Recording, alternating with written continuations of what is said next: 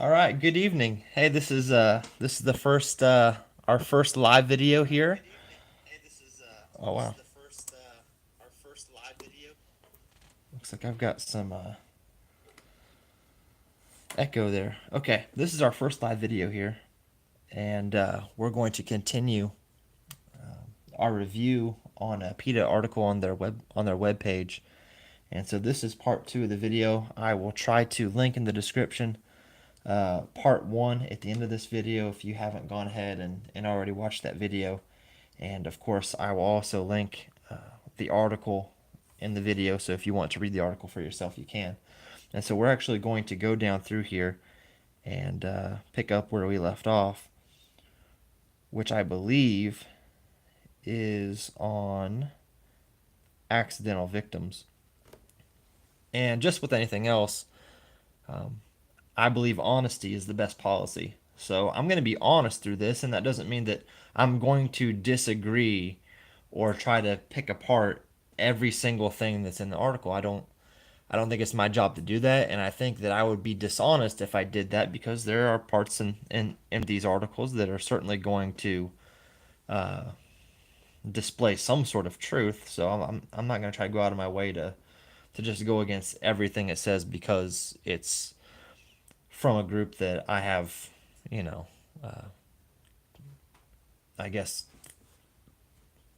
beef with, or things that I disagree with on an intellectual level and just have different values. But anyway, so we're going to start here with accidental victims. And I'm just going to read this first part. Hunters' intended targets aren't the only ones who suffer.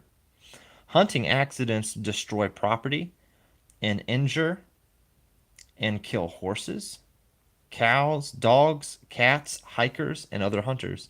According to the International Hunter Education Association, there are dozens of deaths and hundreds of injuries attributed to hunting in the U.S.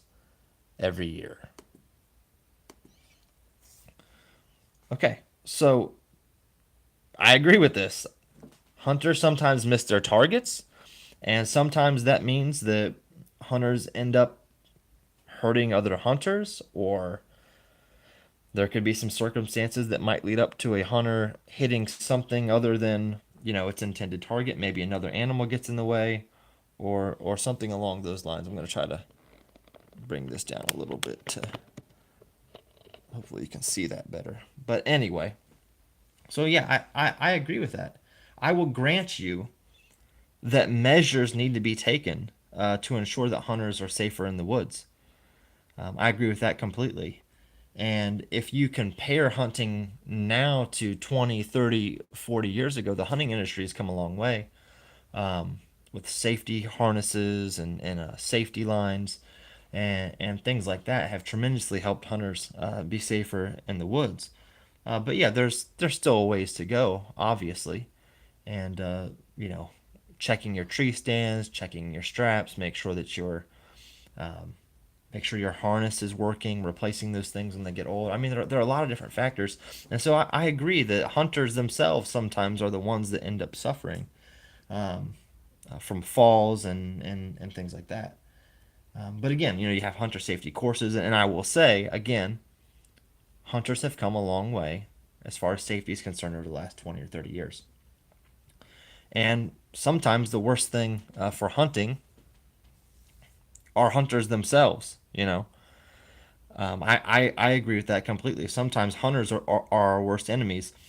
Growing up as a kid, I wasn't allowed to gun hunt strictly because of the reason that there were guys who were hunting with guns in the woods that were drinking beer, and they'd basically go on anybody and everybody's property, and they'd just do deer drives, and shoot whatever they saw. And so, for fear of my life, my mom would not allow me to hunt in the woods, at least not with a gun. So, I had to kind of change the approach there. I had to do some things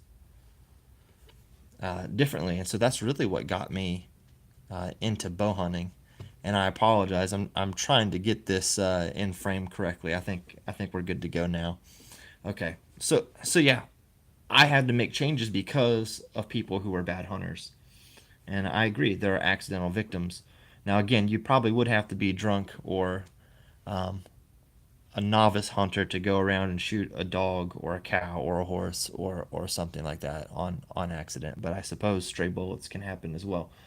But I'm coming from this point of I'm strictly a bow hunter, and again, I've gotten into that because of people who give hunting a bad name. So I agree with that.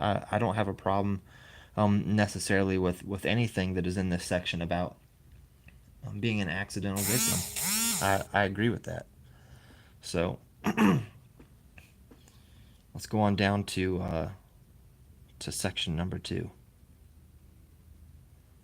which is titled "Bloodthirsty and Profit Driven."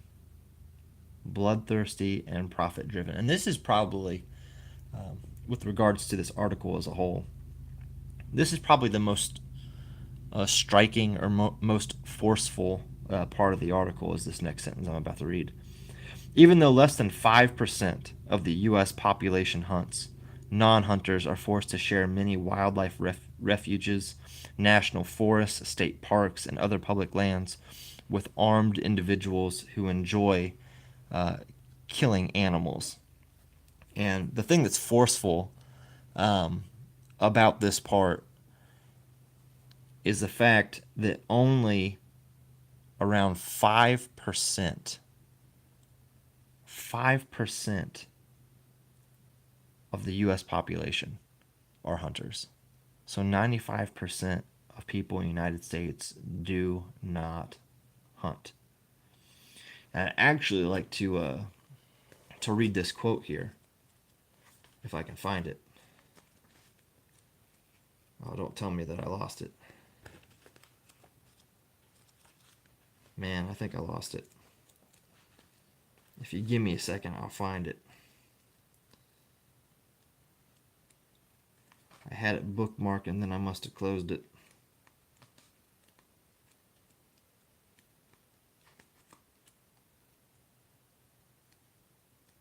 Hmm.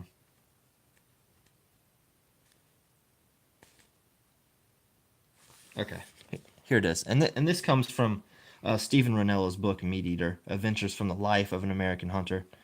And so in here he talks about hunting. And he basically confirms what the PETA article is saying. Perhaps more troubling than the overall decline of American hunters is the overall increase in Americans who are uneasy with hunting. With who are uneasy with hunting. Today, about 1/5 of all Americans are outright opposed to the practice.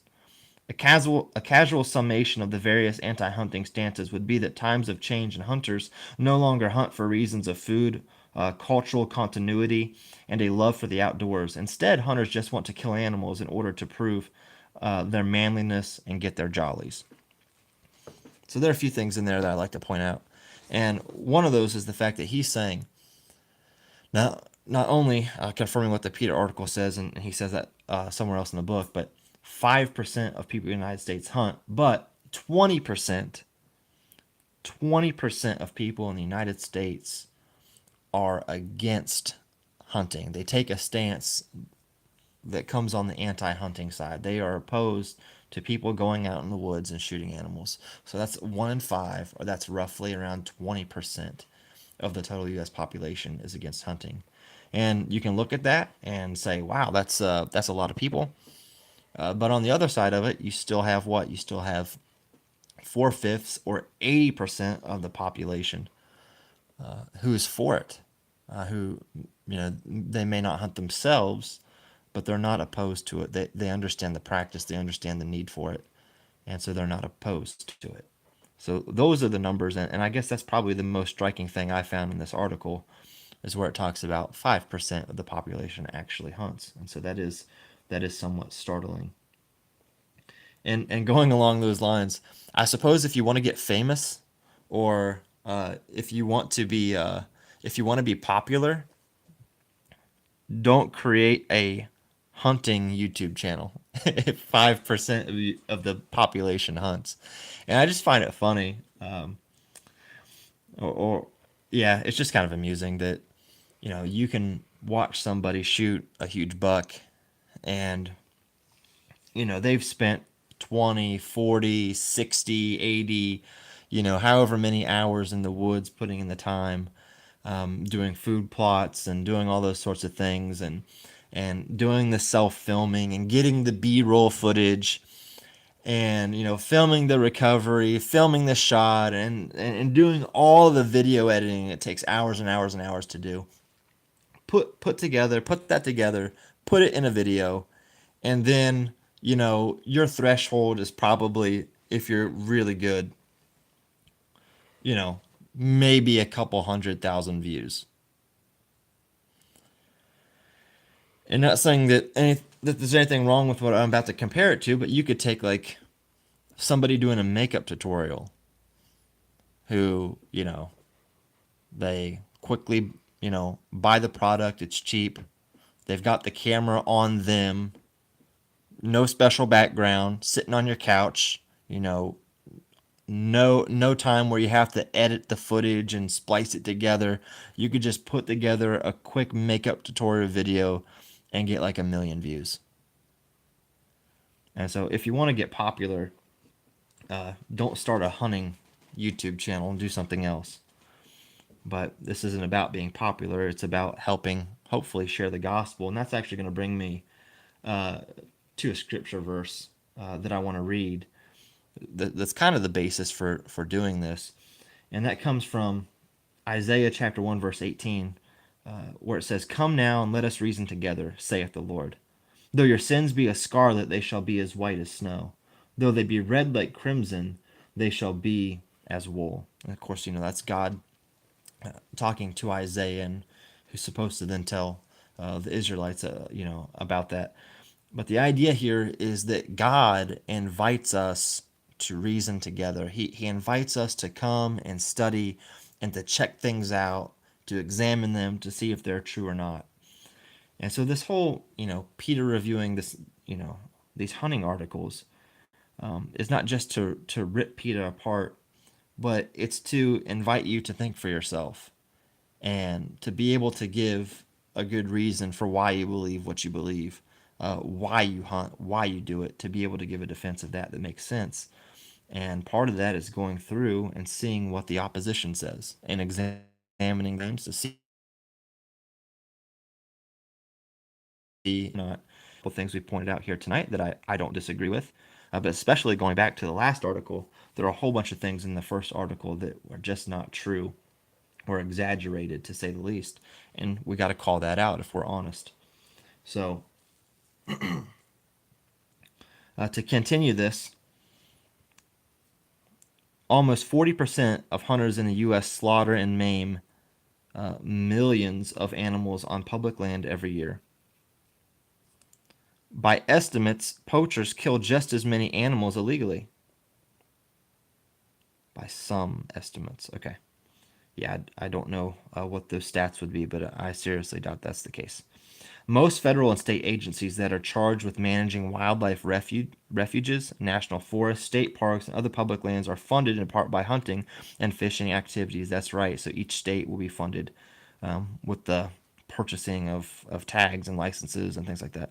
So agency personnel often go out of their way to encourage these activities rather than regulate or police them. Well, of course, it's one thing to get on top of a mountain and yell and say, we don't want people to hunt and this is how it's got to be, or this is the way it should be. But there's nothing coming from your wallet. You get to enjoy the public land, you get to walk on the public land, but you're really not financing it at all. So yeah, that is true. It's going to kind of follow the money, and the people who are putting the money in conservation, habitat, and ensuring that species are living are actually hunters. They're the ones that are doing it. So, okay. For those who are not exposed to hunting at an early age, agencies and special interest groups hold events and support clubs that target people who are less likely to purchase licenses, such as women, racial minorities, and senior citizens. Wildlife agencies also know that hunters are more likely to purchase licenses in subsequent years if a previous hunt resulted in a kill. Therefore, they implement programs often called wildlife management or conservation programs that are designed to boost the number of game species. These programs help to ensure that there are plenty of animals for hunters to kill and consequently plenty of revenue from the sale of hunting licenses. Okay, so this is still part of bloodthirsty and profit driven. Okay, so yeah, like I just said, I don't know if I need to rehash this. Yeah, hunters are paying out of their pocket. They're buying licenses, they're buying tags, and they are helping to ensure conservation. They're helping to ensure the habitat. They're helping to ensure that these species of animals continue on living. And so apparently, you got a problem with the species dying, but then hunters are also helping them live and to thrive, and you have a problem with that. To me, that just seems like complete hypocrisy. Because wildlife agencies are funded by excess taxes on hunting and fishing equipment and by revenue from sales of licenses, hunters who constitute a tiny percentage of Americans enjoy a disproportionate say in how areas and the animals who inhabit them are managed because money talks. Okay, I do agree with that.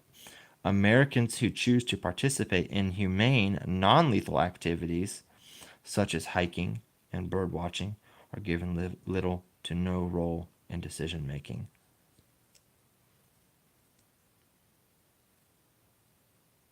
Okay, I mean, I guess I don't really have a whole lot to say about that. I guess I don't necessarily disagree with that. Um, that's true, money does speak. And the people who are saving animals and ensuring species are thriving and the habitats are maintained are predominantly hunters. So, okay, let's go down to this next section that deals with a humane alternative for population control. Hunters who claim that they kill deer to control the population are kidding themselves. The fact that there are 30 million deer in the US, despite years of hunting, shows that killing animals is not an effective way to manage population. So here's this whole the self-righteous killing and slaughtering animals and going back up to the last title, the bloodthirsty and profit driven and killing deer is helping, but it's not. I've got another quote from Stephen Ranella that I want to read.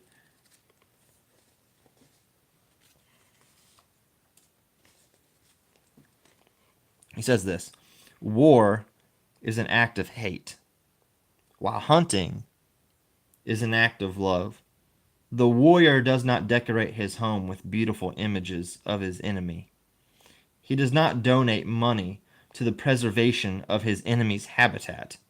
He does not manage his own property with the goal of attracting his enemy for viewing.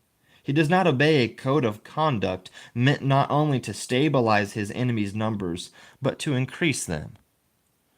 So, whenever you hear this slaughtering and bloodthirsty and killing these defenseless animals, hunters are doing a lot of this stuff out of love and for preservation of the animal. They're not hating the animal, and we're not getting a thrill out of seeing an animal bleed. That's not what it's about, but that's what we've been lumped into this category as just these bloodthirsty, evil men. There's another quote in here. I don't know if I've got it off the top of my head. Um, let's see if I can find it. He basically goes on and to say in his book, look, if hunters were bloodthirsty and just enjoyed killing, we could go to a slaughterhouse. We could work at slaughterhouses and we could kill hundreds of cows a day.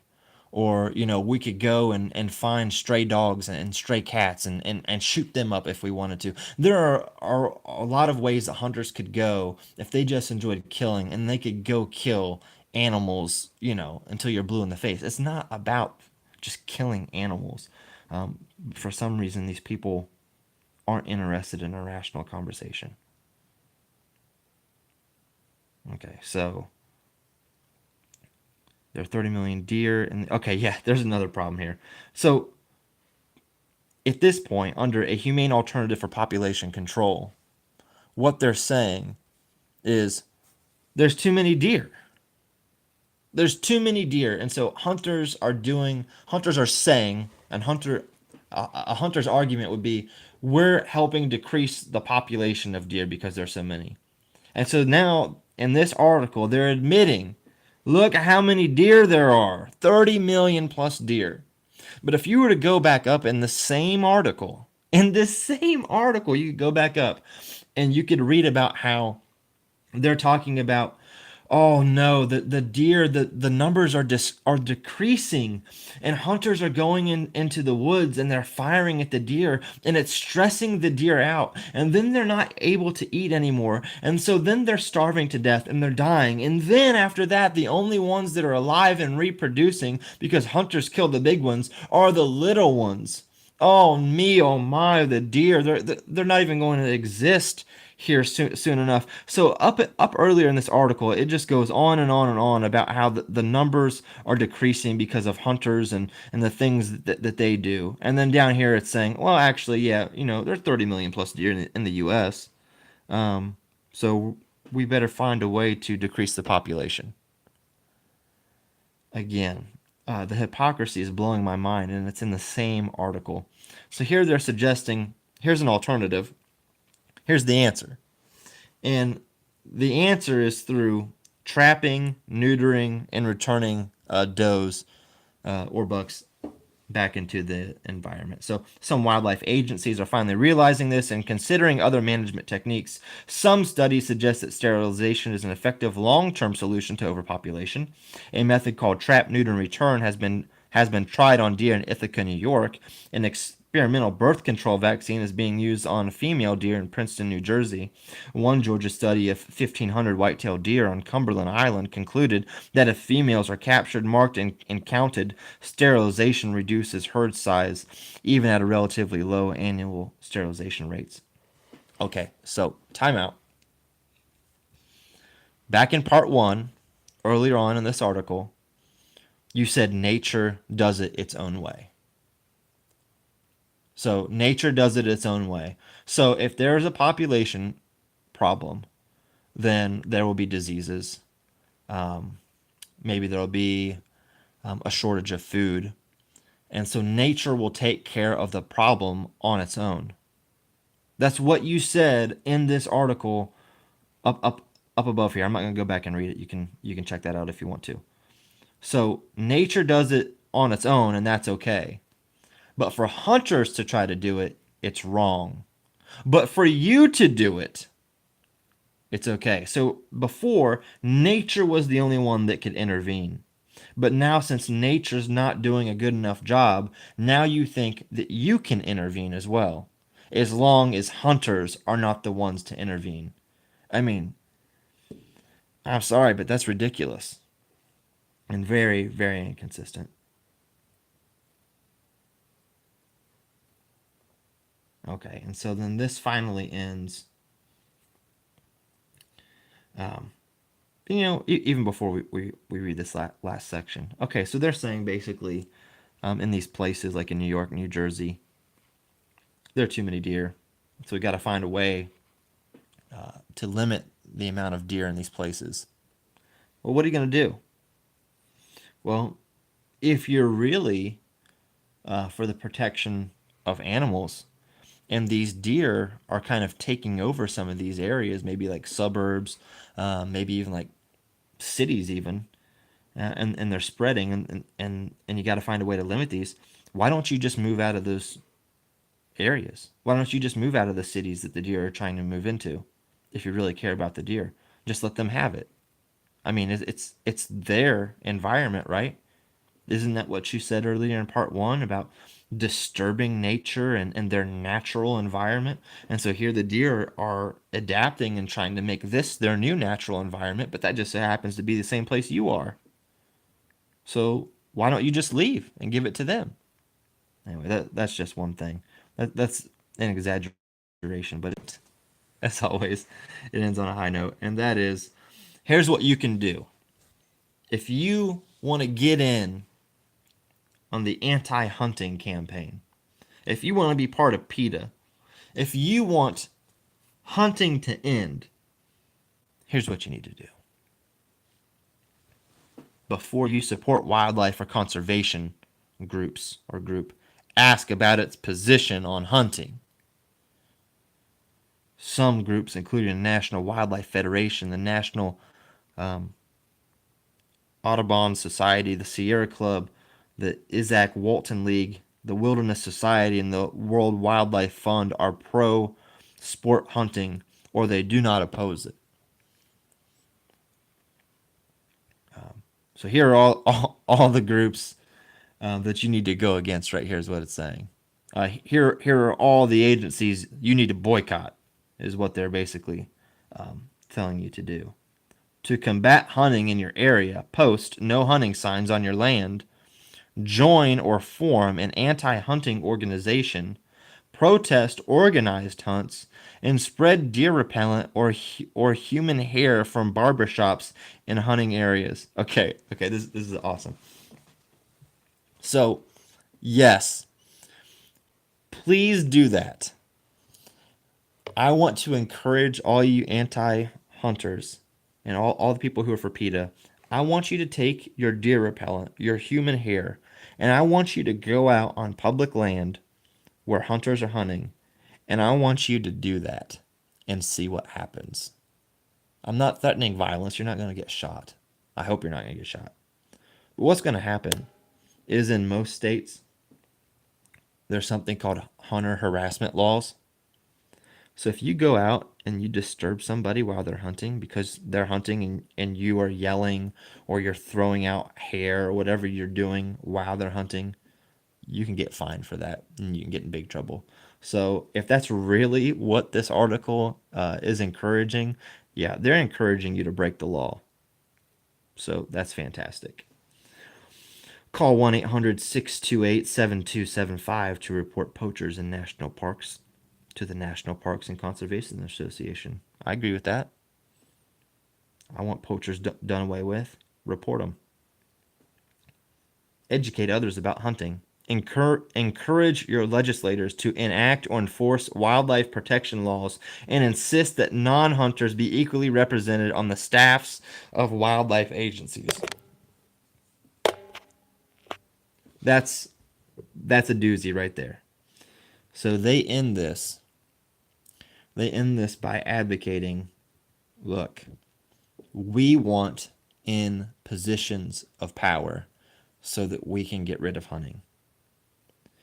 And you might be Farmer Joe or regular Joe who enjoys hunting, and you don't think that there's anything that you need to do about it because it's not in jeopardy of going away anytime soon, and you're just going to mind your own business and do your own thing, and it's going to be fine. I'm here to tell you that you need to open your eyes, because this is what's happening. This is on a web page that lots of people see, and they're openly encouraging, they're trying to get people in positions of power basically to do away with hunting. So what I'm encouraging you is you too have a voice, and you need to use it. Okay? Stand up for your right to hunt. Contact those that need contacted to ensure that that happens. And encourage other people to hunt. I mean, 5% of the U.S. population are hunters. I think one of the best things right now that kids need, like teenagers and things like that, they need time away from their phones, and they need time out in God's creation. And so encourage a kid, help a kid go through hunter safety. Maybe take them out on a hunt if you're an experienced hunter. If you have land, maybe open that up to them and let them hunt on it. If not, maybe take them out on public land and try to get them engaged and active in the sport. That's something that we're trying to do here at church is have this hunting ministry program and encourage young people to get into hunting. To get them away from technology and get them back just enjoying God's creation and see what He's done. To hopefully open their eyes and help them out. I think that's probably one of the best things for them to do right now, is for young people to get into hunting, especially if only 5% of people do it. Because there's a time coming when we might not be allowed to hunt anymore, and it's going to be our fault for not using our voice when we could.